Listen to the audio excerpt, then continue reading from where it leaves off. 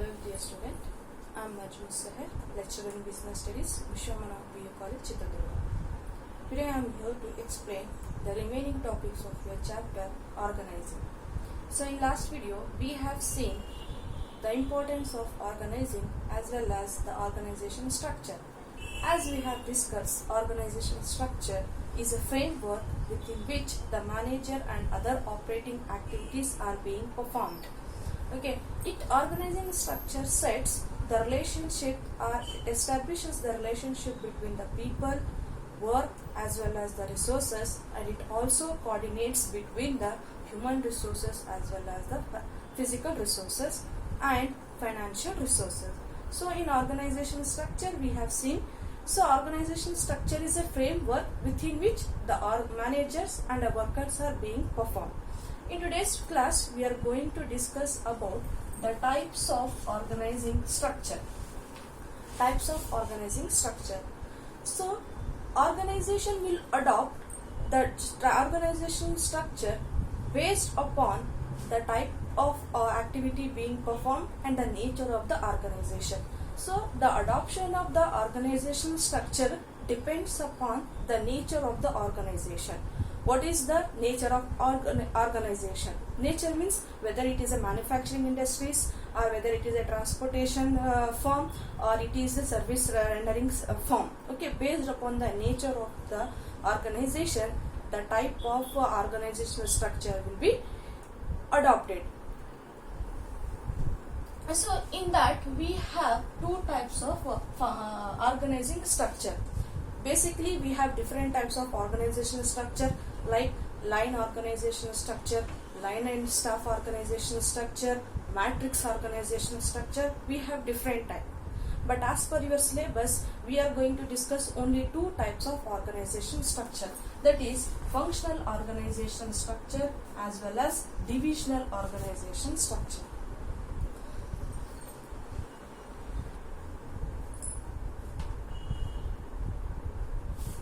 So let us discuss what is functional organization structure.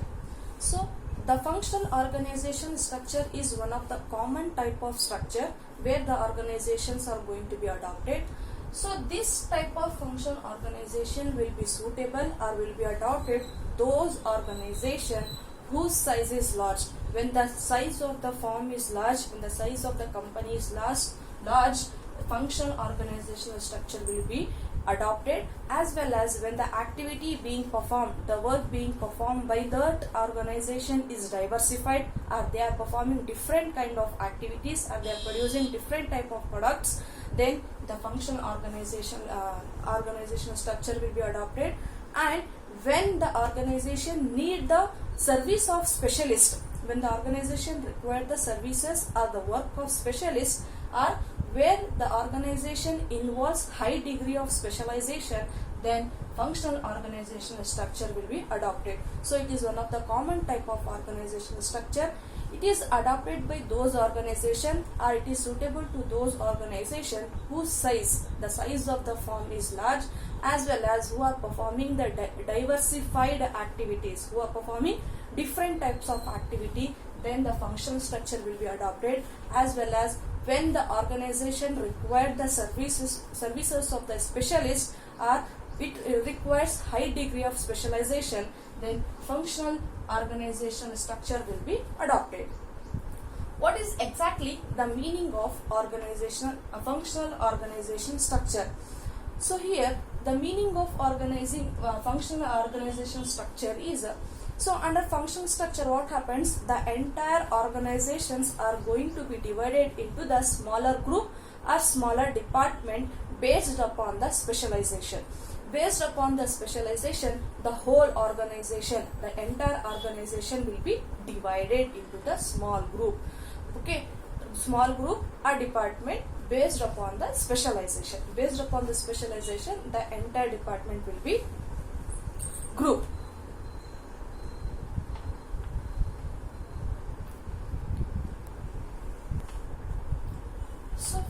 Grouping of the jobs of the similar nature. So functional structure refers to the grouping of jobs of a similar nature.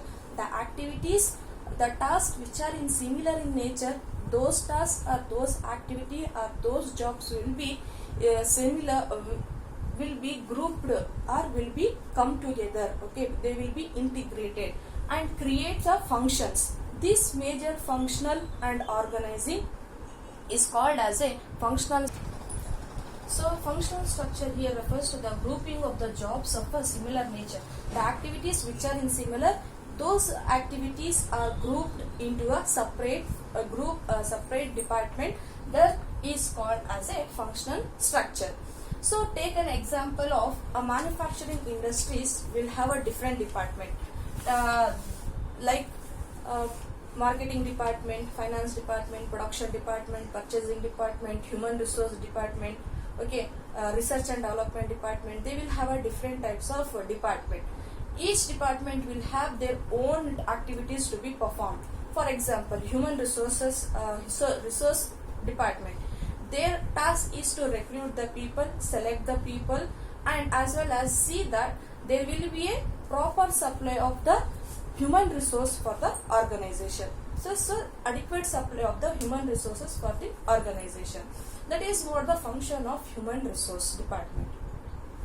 Similarly, take an example of the structure of the functional department is the managing director. Under managing director, we have a different departments like production department,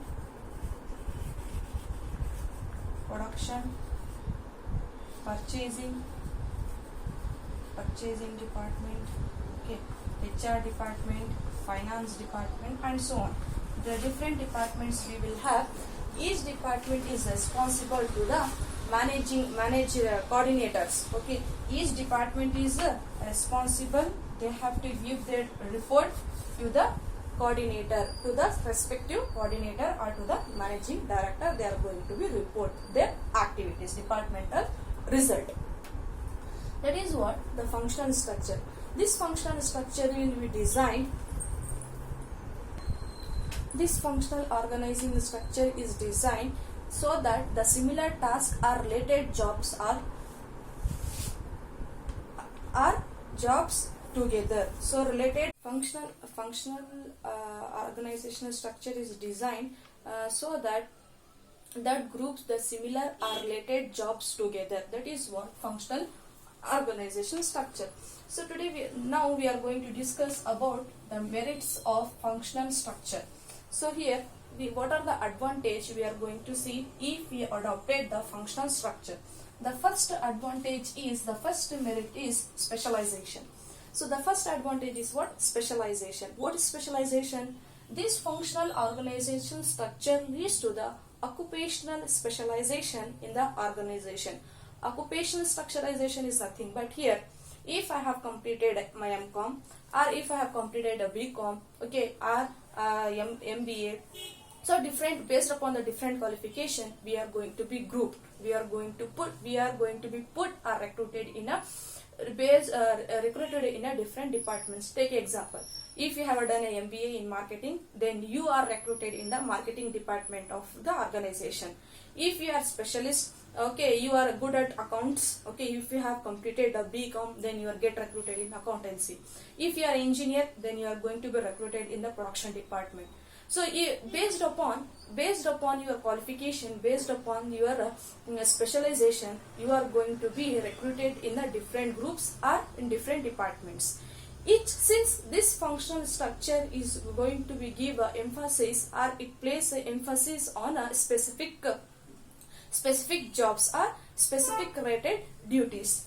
So this specialization leads to the efficiency in utilization of human resources as employees perform their jobs of a similar task. The activities which are similar, those activities performed by the employees. So then in functional structure, what happens? The manpower, whatever the human resources we have, that human resources are being put in we are going to extract the work from the organization effectively and efficiency. We can take the work from the manpower. That is what specialization. Specialization means what? This functional structure leads to the occupational specialization and it gives much importance on specific.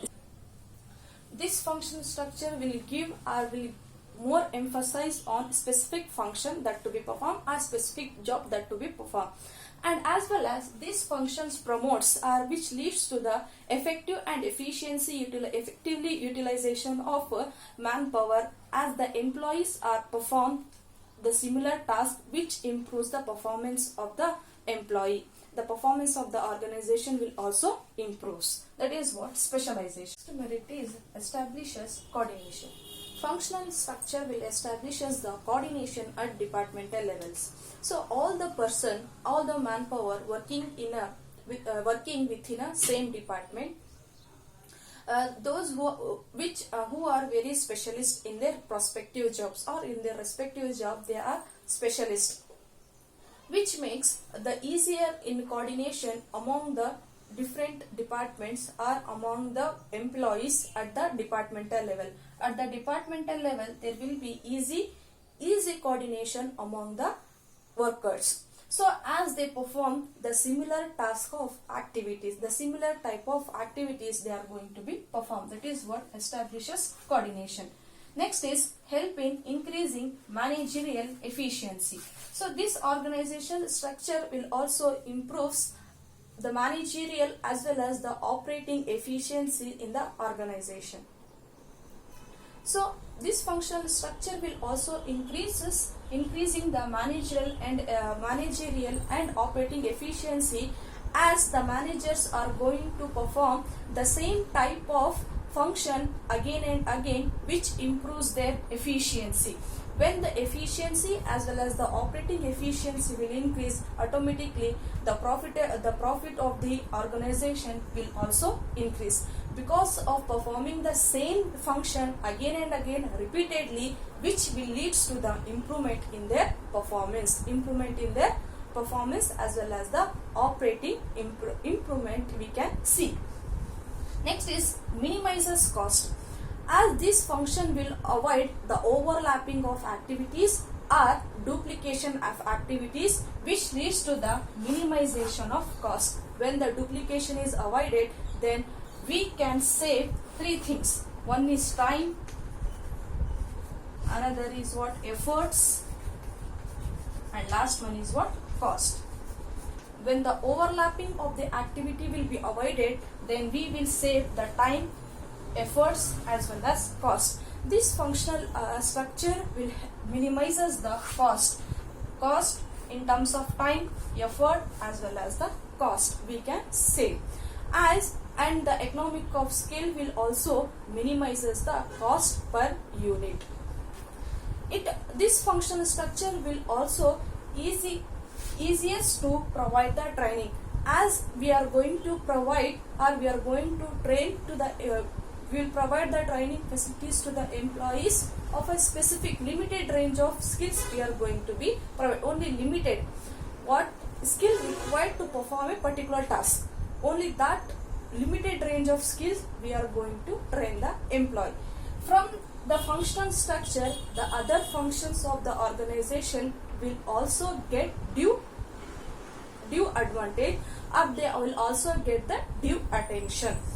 That is what the merits of functional organizing structure. Next is what demerits of functional structure. The first one is ignorance of organization objective. The first demerit we see in functional structure is ignorance of organization structure. So under functional structure, what happens? Each departmental head, they will focus, they are going to work according to their wish and will. They give more important, or they give more emphasis, or they give more weightage to their departmental objectives than the organizational objective. So here, ignorance of organizational objective is nothing but in functional structure, the departmental heads, the functional departmental heads, or department manager, he will work according to the requirement of the department, according to the as per their wish and will, they are going to work within a department. and they give or they focus on the departmental objectives, or they give more emphasis or more weightage to the departmental goals and objectives rather than the organization objectives, which then what happened, the overall organizational objectives are going to be suffer. That is what one of the disadvantage or demerits of functional structure. Next is difficulty in interdepartmental coordination. As I told you, the departmental heads, the departmental managers, they are going to work or they are going to coordinate according to their wish, according to their will. If you have to pass the information, if you want to exchange any information across the different functional differentiated department, then the coordinations are not going to happen properly. When you want to pass the information within the department, easily you can make it. The coordination within department can be easy, but when it comes to the other department, when you want to coordinate with the other department, or when you want to pass any information to the different department, then the coordination will be lax. That is what difficulty in interdepartmental coordinations. So here you can make the coordination within a department easily, but when it comes to the other department, when you want to communicate with another department, then there will be a difficulty in coordination. You cannot exactly pass the information to the other department who are functionally differentiated, which when you want to communicate with a different type of functional department, for example, as a production department, you are speaking with the sales department, or the financial department are talking with the production or purchasing department. So when you are passing the information, then the exact information you are not going to be exchanged as you have communicated in your own department. That is what difficulty in interdepartmental coordination. Next is hurdle in complete development. There will be hurdle, or you can say inflexibility in overall development of the employee. So why? Because of each employee is specialist in a part of the whole job. So each employee will be perfect or will be expert in a part of the job, but not overall job, which leads to what? The narrow perspective of the employee. The employees of the skill of the employees will be narrow. Okay, limited range of skills. You focus only limited range of skills and knowledge. So which leads to what? They cannot take up the higher level of the job, and they will not, the departmental heads, they will not get the training of the manager to become a manager. Why? Because they will not have a different types of varieties, diversified skill. They will not have any diversified skill and knowledge. Because of that, they will not have a complete development, and they cannot think of going to the higher job, higher position, because they will have a limited range of skills and knowledge. That is what hurdle in a complete development. And even in functional structure, we can see conflicts between one department to the another department. There will be a disturbance between one department to the another department when their objectives will not compatible, when their objectives will not match, then there will be a conflicts between the or among the departments. When the production want to increase, the production department want to increase their production, okay, for example, and the purchasing, for the increase the production, we need the raw materials, more raw materials we need, more human resources we need, okay, machineries we need, different resources we require. And when you are same objectives, when you are communicating with the another department, say for example purchasing department, then they will not accept the thoughts what you are thinking, okay, they will not accept your objective. That is what then there arises the conflicts. Or the purchasing department when communicate with the financing department, the financial department will not accept the thought, or they will not communicate with them, they will not give proper response. That is what the conflicts, the differences or disturbance we can see among the different departments when they will not compatible, okay, when their objectives will not match, when they will have a different area of interest. This is what the disadvantage or demerits we are going to see in functional structure. Next class we are going to discuss about the divisional structure. Thank you.